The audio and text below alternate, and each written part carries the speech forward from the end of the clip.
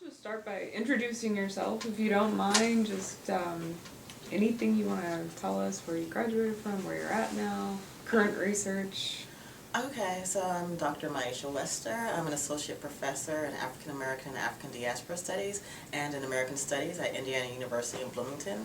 I'm a graduate from the English department at University of Florida. I do research on African American, or rather I should say Black Gothic literature, as well as horror film studies, and I particularly look at representations of otherness in both horror film and in literature in general. Excellent. And I read your African American Gothic that you published a couple years ago, which was quite brilliant. Thank you.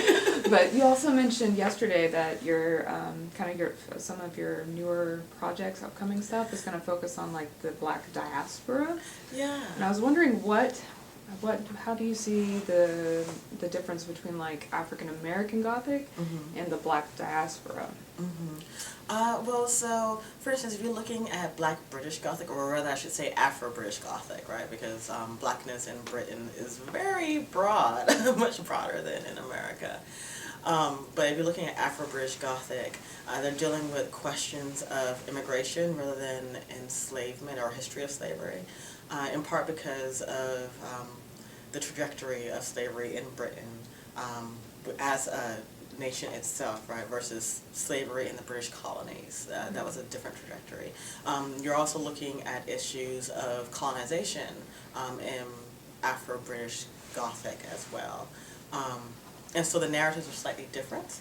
What I also find that's really fabulous about Afro-British Gothic and Caribbean, Black Caribbean Gothic as well, is the ways in which those literatures are influenced by non-Western monsters, right? So, while African American Gothic doesn't really focus on traditional monsters, you will have ghosts and possession, but that's not the source of horror. What you see in Black diasporic Gothic that's not centered or from the Americas is the appearance of I would say more African monsters or Caribbean monsters like the Sokions. And so these monsters become a way of commenting upon and critiquing white imperialism, colonialism, and marginalization. Right? And I really like that idea of bringing in the non-Western monster into Gothic literature. The only non-Western monster we have in popular American culture is the zombie, right? And that's been so mutilated and warped from its original Haitian origins that it has very little similarity to its origins, right? But the original Haitian zombie was quite a critique on the horror of enslavement.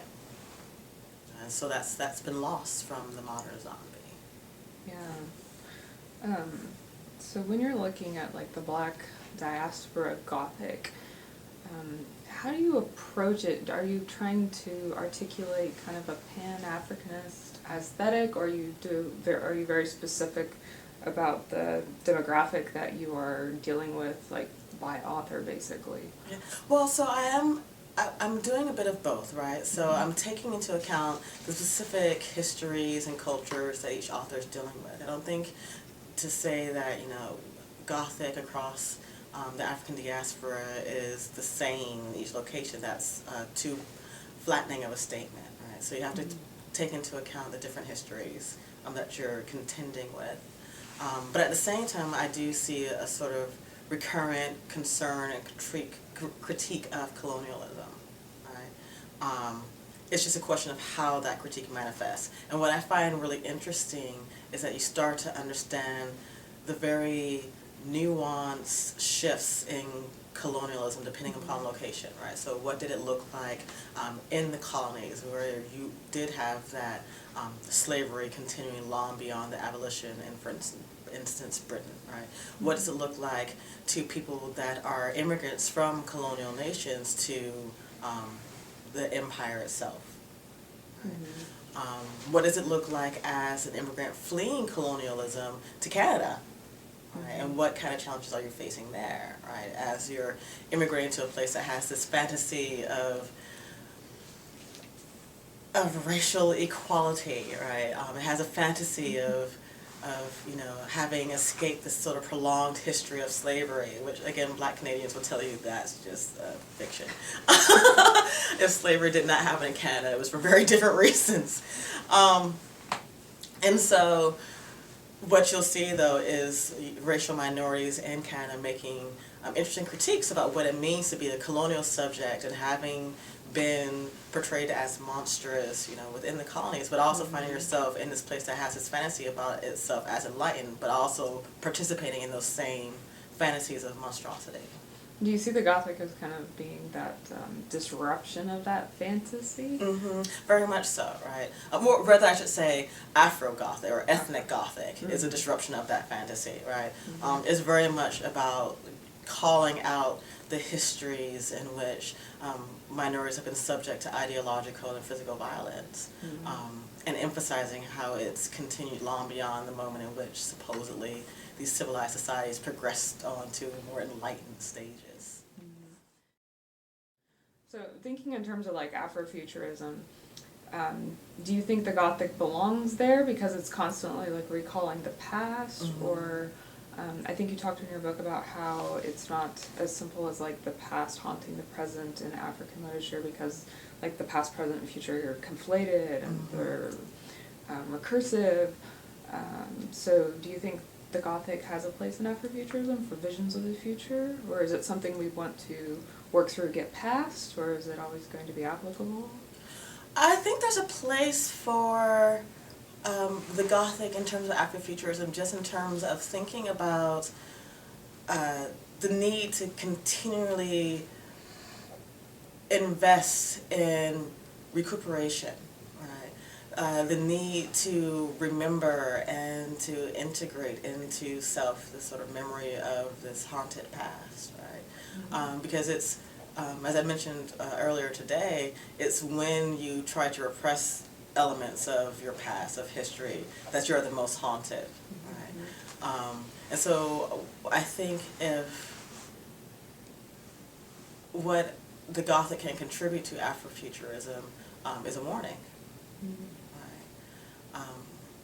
So in that way, yeah, there is a space for it, right? Or rather, I should say there's a function for it in the Afrofuturist text. I mean, I think you have a number of Afrofuturist texts that do slip into these Gothic moments, but they're always moments of forgetting, you know, or moments of gaps and lapses, you know. And I think when those lapses are corrected, you know, it returns to the fantastic and leaves the terrain of the Gothic. I'm glad you brought up the fantastic element because in your book you talked about how slave narratives are very Gothic in nature, but those are obviously not speculative. They're kind of grounded in what you talked about being the real Gothic. So it seems like Gothic can it can be applied to realistic fiction, but then most people mostly associate it with like the speculative, and there has to be something very obviously supernatural going on when it could be more of historical haunting type setting. So I guess my question is, do you see the Gothic as this very versatile discourse that could be applied in many different genres, or do you see it more as being confined to the speculative, or because some of the scholars I've talked to, they get really kind of worried about calling like a slave narrative Gothic, or talking about Gothic discourse in slave narrative, I guess because of its association with speculative so much. But so are you cautious about doing that, or how do you explain like it does exist in realistic narratives too? Yes. Well, so I think you actually made one important distinction, right, which is some texts use Gothic discourses without being wholly Gothic, right? And then there are texts that are effectively Gothic. One of the things I tend to look for is, the ending of a text, right? Gothic texts tend to elide whole endings, a sense of completion, right? There's always a sense that the haunting can return, or the terror isn't finished. But there's also that question of Gothic affect, right? So the text will signal you when to be terrified, right? When to shudder in horror, right? So when we talk, for instance, about slave narratives, yes, they use Gothic discourses, but there's not as much Gothic affect. They don't emphasize, like, okay, they emphasize shudder and horror as much as often, right? They emphasize revulsion. They emphasize fear, right? And in some ways, many of them, especially when you're looking at mid-century slave narratives, because this is, you know, the era of the Fugitive Slave Act, they start to emphasize incompletion, right? Especially when you get to Harriet Jacobs. But there's a difference between Harriet Jacobs, which does use more fictive elements of the Gothic, versus Henry Bibb or William Wells Brown, right? Or you can even look at Hannah Crafts, right? Bondswoman's Narrative, which is hyper Gothic. I mean, you can see Hawthorne, you can see, I'm blanking on the name. Castle of Otranto, in parts of the very beginning of, you know, Bondswoman's Narrative, right? That's a text that's very much influenced by the Gothic and means itself to be read as Gothic, right? Because it does hint at and allude to those other Gothic texts so heavily. And it does have that sort of Gothic atmosphere, right? So there's that moment of the slave wedding, and suddenly a dark cloud comes over and darkens the sky, and there's no more sunlight. I mean, that's Gothic. That's intentional. Very. Right.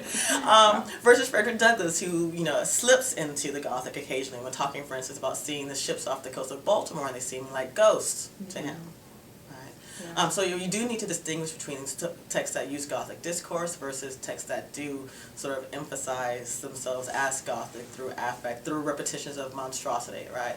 So if you look at one of the texts that I think most people are resistant to reading as Gothic is Invisible Man, but there's so much recurrent grotesqueness throughout the text, right? There's so much recurrent dehumanization, there's so much, recurrent bleakness and violence, right?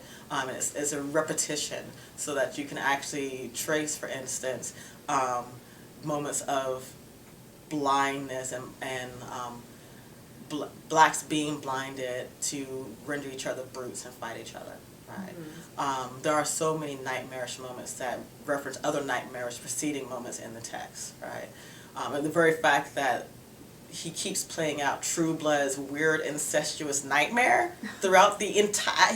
True Blood gives his narrative, and the rest of Invisible Man keeps returning back to that True Blood nightmare. Right? I think that in of itself is a significant statement on reading this as sort of a nightmarish text. Right? And so I think we shouldn't limit how we define, you know, the Gothic in terms of, well, it has to have something supernatural. If anything, one can say this is someone who's speaking from, you know, a living burial.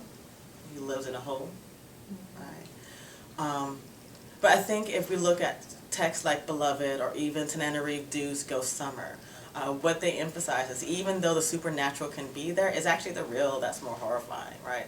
And I love Ghost Summer because it's a text that distinguishes between magical realism and horror, and both of them rely, and the reality, and both magical realism and horror rely on the same sort of supernatural, right?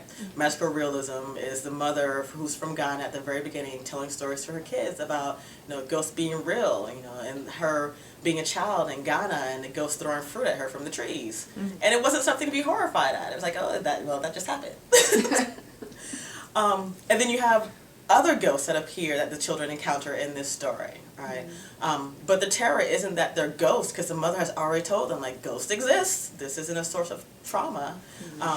The source of terror in the story is from the actual experience of history that the ghosts allude to, and that it's a history that hasn't been properly spoken, and that's the source of horror, right? I mean, honestly, the reason the kids encounter a ghost is they're ghost hunting, right? How much less horrified can you get than to have, I think Davy is 10 and he has this 7-year-old sister with her? Ghost hunting, right? That's the very antithesis of horror and Gothic. A 7-year-old is looking for a ghost is really not that terrifying. So then the source of terror must stem from somewhere else, right? I think that's what you're seeing a lot of black horror writers and black gothic writers alluding to, right? It's like, oh, well, we can have the supernatural, but the supernatural really isn't the issue. Well, who are you reading right now? Your favorite ethno-gothic writers that you would recommend, or? So right now I'm reading, and I'm not gonna say her name because I always obliterate it, but I'm reading Sirius Blooms at Night. And I think it's beautiful and disturbing, right? But again, it's disturbing because of the real experiences, right? The actual moments and descriptions of sexual assaults. I'm reading Stigmata. Yeah, I'm a bit late on that bandwagon, but I finally joined it. It looks awesome. And I'm returning to Marlon James's Book of Night Women. I read it a while ago, and I remember thinking there were haunting elements of it, but I think I wouldn't necessarily want to qualify that text as gothic, right? I think that's a text that alludes to a number of different genres, right? So he plays with Greek myth as well. But he does have his haunting aspects. Right? And then I'm also reading My Bones and My Flute, right? And this is more Caribbean gothic literature rather than African American or even Afro-British gothic. Yeah, I think those are, and then of course Nalo Hopkins' Skinfolk. Classic. Yeah, that one I'm actually teaching. Yeah, and a lot of these because I'm teaching a course on black horror fiction for the second half of the semester. So a lot of these are also texts that I'm trying to get the students to read. I don't know how many of them I can squeeze into 8 weeks. I'm gonna try.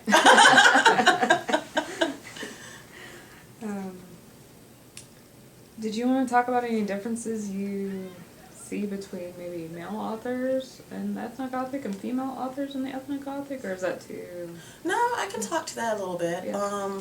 Well, so most of the male authors, I should distinguish. So I'm not just talking about male authors, I'm thinking specifically of heterosexual male authors and heteronormative male authors, because I think you see something different when you look at an author like Randall Keenan, right? Who very much has this anxiety about what it means to be male and queer in traditional black community, right? And that sense of intra-racial oppression and violence.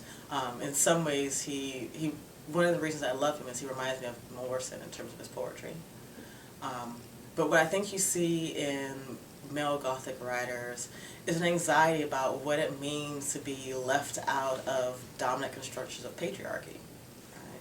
What it means to be black man and denied masculinity over and over again. Right? What it means to be not only the body made incapable of protecting your family from violence, but also to be the body that can be violated. Right? And as men, you're not supposed to be the violated body. Right? And so for them, you know, the challenge of the anti-hero becomes very different, right? It's very much that sort of anxiety about being rendered feminine, you know. It's a sort of querying anxiety as well, right? You know, I don't have the power I should have at all, right? What becomes problematic for me in many of these male texts is the position of women, right? So they become objects, figures to help men work through this anxiety about the attacks on their masculinity, right? So Alice Walker has this amazing comment on Jean Toomer in her essay In Search for Mother's Gardens, where she talks about the kind of woman Jean Toomer saw when he wandered through the South, right? That, you know, he didn't see actual people. He didn't see figures that were complex and need to be engaged and sympathized with. What he saw were saints, right? Women who were or passive, women who may have been lunatics or suicides, and who wildly stared out at the world and had no sense of their own dreams, right? They were so just opaque. Women who were shrines but not people, right? And I think you see that, and that was a positive. That was, Black woman as saint in Jean Toomer's work, right? And you can think about the ways in which that sort of objectification, which is essentially the issue Walker is getting at, that sort of silencing and dehumanization. You can think about how that also appears in other, Black male texts, right? Like Amiri Baraka, The Dutchman, where is there a place for a Black woman in that play, right? Or even Native Son, right? In which, Black woman largely becomes disposable, unfortunately. Right? And so what I see in a lot of Black female Gothic texts is in part a response to the larger systemic oppression of American society, but also this concern about what they're suffering within their own community, right?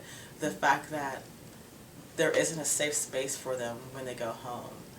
Eve Shockley has this amazing essay on Anne Petry's The Street. And she coins this wonderful term called Gothic homelessness, right? In which Black women don't ever really have a home, right? And I think one of the things a lot of Black woman Gothicists are working with is that sense of Gothic homelessness, right? Where can they find a safe space, right? When the men they love can't connect with them for various reasons and may in fact brutalize them, right? Either in terms of psychology or actual physical brutality, right? And so I think there's a far more complex play of oppressions in Black female Gothic literature, right? Because you're talking, they're far more intersectional in terms of thinking about, levels of trauma. It's not just one or two sources. It's so many. It's from white society. It's from Black men. It's from other Black women. You said yesterday you want to venture into film too, as far as film criticism and whatnot. Yeah. Do you want to talk about that a little bit? Sure. So I've written a couple of articles on film already. I did one on Skeleton Key, race, history, and class history in Skeleton Key, because that movie is profoundly messed up. I have another article on Eli Roth's Hostel. That's the one that seems to get the most hits. So I figure perhaps I should write a book about film. People really seem to like it. So I'm doing a book now on Haiti and U.S. horror film imagination. And thinking about the ways in which Haiti in these films isn't really Haiti, right? Haiti exists primarily as a trope in these films to work through American political ideology and strategies, right? And so these films never really express any anxiety about what's actually happening in Haiti, right? Or the future of Haiti as an island, or even how Haiti as an island is going to impact the U.S. It's more, what are we doing to Haiti? Or, what are we doing there? What does this say about us, right? So if you look at a film like White Zombie, right? Bela Lugosi, fabulous zombie master, a lot of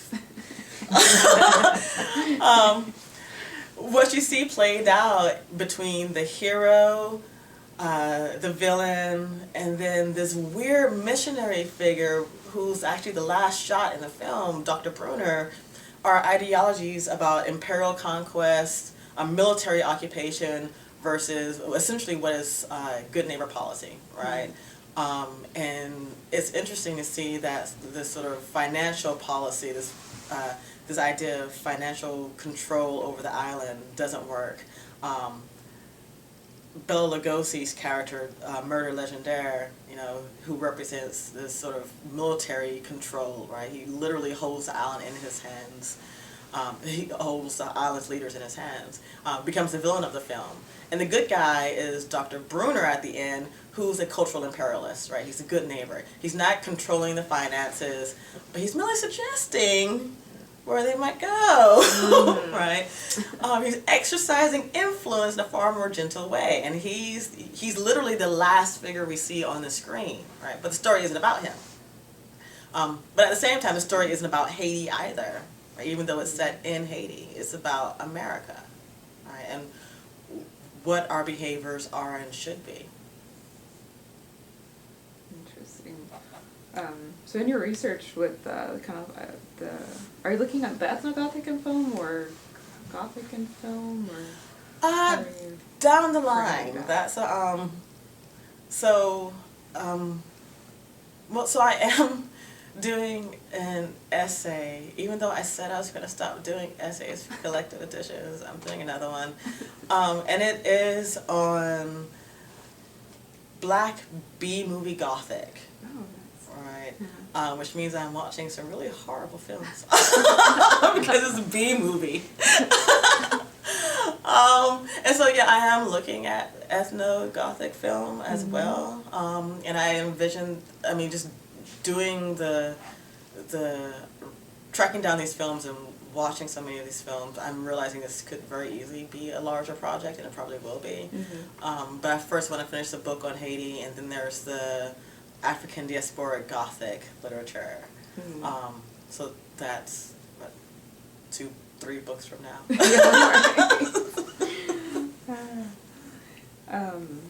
What are some of the differences in the films, the Gothic films, than in the literature? Or do you see any, or do they transfer fairly well as far as the spectacle goes? And Well, I think the film actually tends to use the supernatural far more, right? Even if you look at something like Eve's Bayou, right, which is sort of standard Gothic in terms of its mystery and its haunting atmosphere, there's still elements of, for instance, the question of voodoo, right? Even though it's lampooned at the end, revealed as a scam, it's still present, right? And there's still that question of the psychic aunt, right? So there's elements of the supernatural.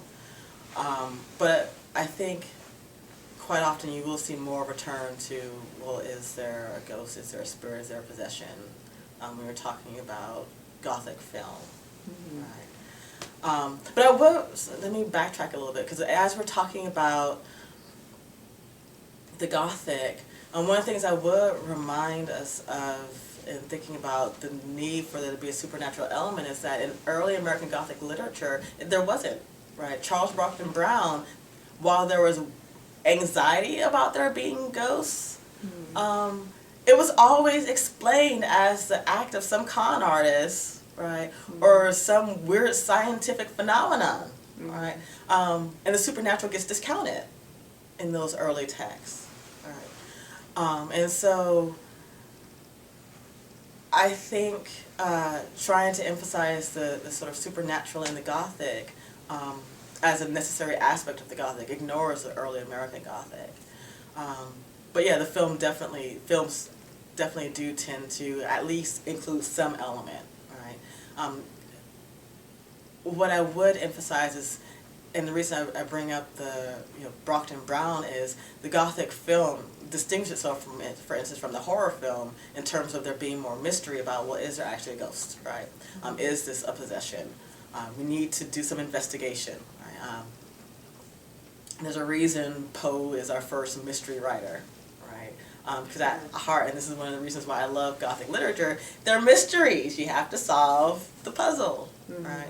And so Gothic films, if there is a ghost or if there isn't one, is always, the mystery, trying to puzzle out what's actually happening, right? You see this in, for instance, Spirit Lost, right, which was a direct-to-video Black B-movie Gothic film, and it's, there's a ghost, but the real mystery is, why is she there? What's her story? You gotta tell her story. Yeah. Um, Thank you so much for taking the time. I just have one more. Actually, I have a lot more questions.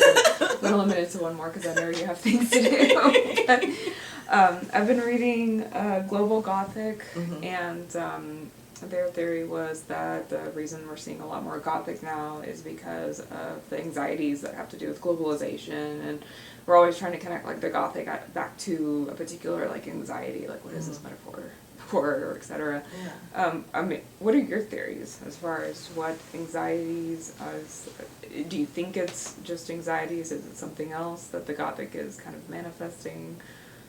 Especially kind of thinking of film and how popular the supernatural is right now in the film industry, and how many more horror movies and Gothic movies we're seeing, and they're very lucrative, and it's obviously speaking to something in our culture. So I'm curious, do you have any theories what that is, or is it just one thing, or?